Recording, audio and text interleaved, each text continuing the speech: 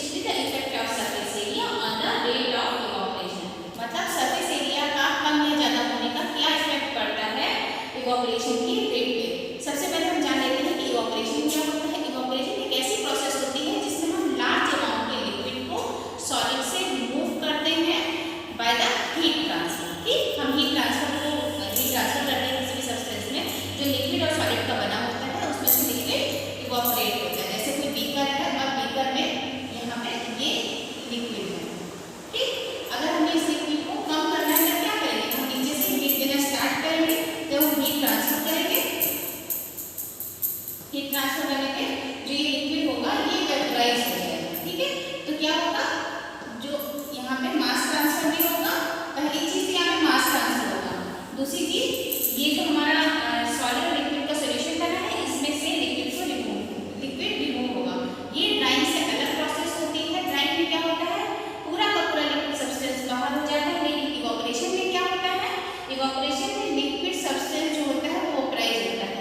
अगर हम उनको दूसरे शब्दों में कहें तो ये कह सकते हैं कि किसी भी लिक्विड का वेपराइजेशन होने से या किसी भी लिक्विड का वेपर में चेंज होने की जो प्रोसेस होती है उसको हम इवैपोरेशन कहते हैं।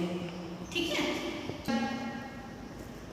रिक्वायरमेंट में क्या होता है, पहली चीज़ तो हमें मेजरिंग सिलेंडर लेना होता है, क्योंकि हमें इन 3 बीकर में 50 ml पानी, एक ही जितना भी पानी लेना है वो बराबर होना चाहिए। बीकर जो लेंगे हम 3 अलग अलग साइज़ के लेंगे, एक बड़ा, एक उससे छोटा और एक उससे छोटा, क्योंकि हम यहाँ पे दिखा रहे हैं इफेक्ट ऑफ सरफेस एरिया, तो 3 अलग अलग बीकर लेंगे जिनकी सरफेस एरिया अलग अलग होगी।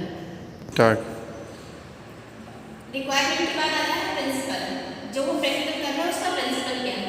प्रिंसिपल है the rate of evaporation is directly proportional to the surface area, मतलब हम जितनी सरफेस एरिया बढ़ाते जाएंगे उतना ही रेट ऑफ इवैपोरेशन बढ़ता जाएगा, और जितनी सरफेस एरिया हम कम करते जाएंगे उतना ही रेट ऑफ इवैपोरेशन कम हो जाएगा। सरफेस एरिया कम है या ज़्यादा ही डिपेंड करता है कि इसकी रेडियस कितनी है। रेडियस हम कैसे निकालते हैं, ये ऊपर का जो ये जितनी भी ये पूरी लंबाई होती है इस तरीके से रखा, ये आया, इसको जब हम हाफ कर देंगे तो वो रेडियस हो जाती है, और जब रेडियस निकालते हैं उसके बाद हम जब सरफेस एरिया निकालते हैं तो इसकी सरफेस एरिया निकालने का जो तरीका होता है वो πr² होता है। रेडियस लेने के बाद सरफेस एरिया हम करते हैं तो सरफेस एरिया क्या होता है πr², पाई का जो वैल्यू होती है 20.7 होती है, और r की वैल्यू हमारे 3 अलग अलग बीकर में अलग अलग है, जो उसकी पूरी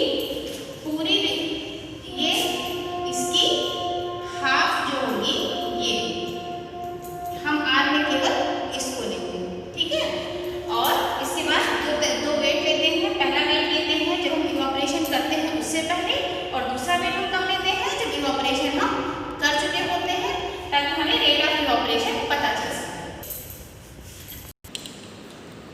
3 बीकर लेते हैं, छोटे को A कर देते हैं, ये B हो गया और ये C हो गया। तीनों की रेडियस जब हम लेते हैं तो A बीकर की 4.5 होती है, B की 5 होती है और इसकी 8 सेंटीमीटर होती है। ठीक, ये पूरी होती है। इसके बाद हम जब इसका रेडियस निकालते हैं तो 4.5/2, 5/2 और ये हो जाएगा 8/2, तो R = यहाँ पे आएगी 4, यहाँ पे आएगी 2.5 और यहाँ पे आएगी 2.5। ठीक है, इसके बाद में आप क्या करेंगे, 50 ml वाटर लेंगे, A, B और C तीनों में डालेंगे। अब हम वेट ले लेते हैं W1 जो बिफोर इवैपोरेशन होता है, पहले लेते हैं बीकर नंबर A का, ये कितना हुआ = 81.10, B का हुआ 104.34 ग्राम, और W3 का देते हैं, कितना होता है 147.39 ग्राम। ये जो हमने वेट लिया है ये बीकर का पानी के साथ में है, तीनों बीकर में हमने लगभग बराबर मेजरिंग सिलेंडर से 50 ml वाटर लिया है। ये हॉट एयर ओवन होता है जिसका यूज़ हम करते हैं किसी भी चीज़ को हीट करने के लिए, ड्राइंग के लिए भी हम इसका यूज़ करते हैं, इवापोरेशन के लिए हम इसी का यूज़ कर रहे हैं। इसको हमने 60 डिग्री सेंटीग्रेड पे पहले से प्री हीट करके रखा हुआ है। अब इसमें हम सारे बीकर एक एक करके प्लेस कर देते हैं।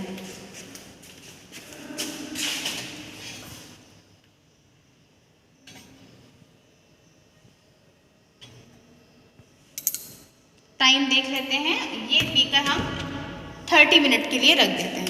ठीक है, स्टार्ट। 30 मिनट के बाद जब हम बीकर निकालते हैं तो W2 वेट लेते हैं, जो इवापोरेशन के बाद का होता है। बीकर ए का पहले कितना था 81.10, अब कितना आया है 78.10। ठीक, इसके बाद बी का लेते हैं, पहले था 104.34, अब आया है 99.70 ग्राम।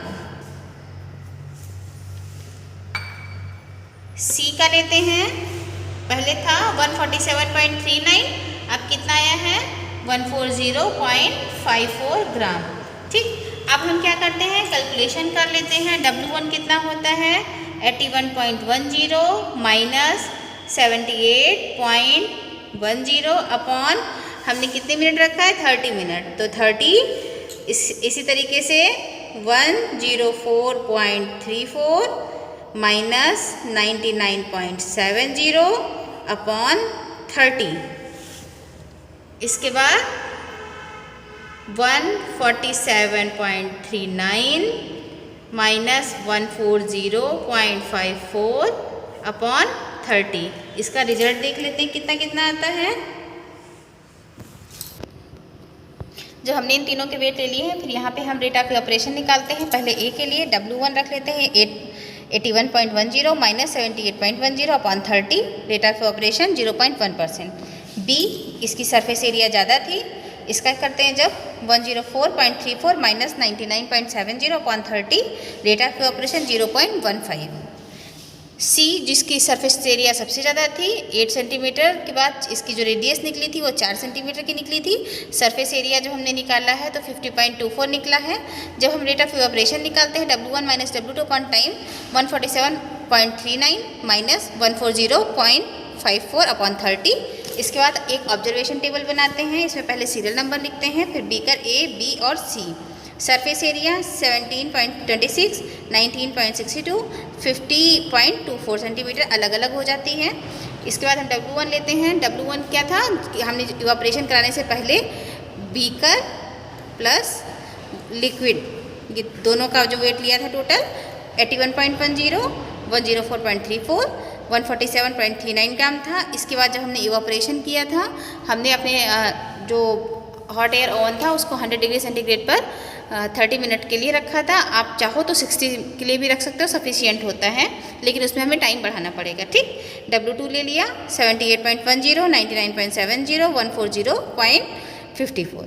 जब हम इनका माइनस करते हैं तो ए का आता है 3 ग्राम, बी का आता है 4.64 ग्राम, सी का आता है 6.85 ग्राम और रेट ऑफ इवापोरेशन 0.1 ग्राम, 0.15, 0.22।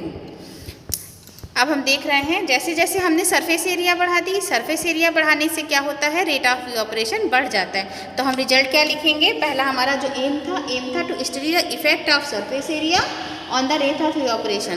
तो रिजल्ट क्या आता है कि अगर सरफेस एरिया डायरेक्टली प्रोपोर्शनल होती है, सरफेस एरिया जब यहाँ पे देखते हैं सरफेस एरिया जब ले लिया तो सरफेस एरिया कहाँ पे है 17.263 था सेंटीमीटर, तो उसका रेट ऑफ इवापोरेशन 0.1 निकला %। बी के लिए हमने लिया जब सरफेस एरिया 19.625 सेंटीमीटर स्क्वायर था, तो सरफेस एरिया के बाद बढ़ गया तो इवापोरेशन 0.15 बढ़ गया। सरफेस एरिया जब 50.24 सेंटीमीटर स्क्वायर था, जब ये बढ़ गया तब रेट ऑफ इवापोरेशन 0.22 हो गया। ठीक है, तो जैसे जैसे सरफेस एरिया बढ़ती जाती है वैसे वैसे ही रेट ऑफ इवापोरेशन बढ़ता जाता है। ये हमारा आज का प्रैक्टिकल हो गया।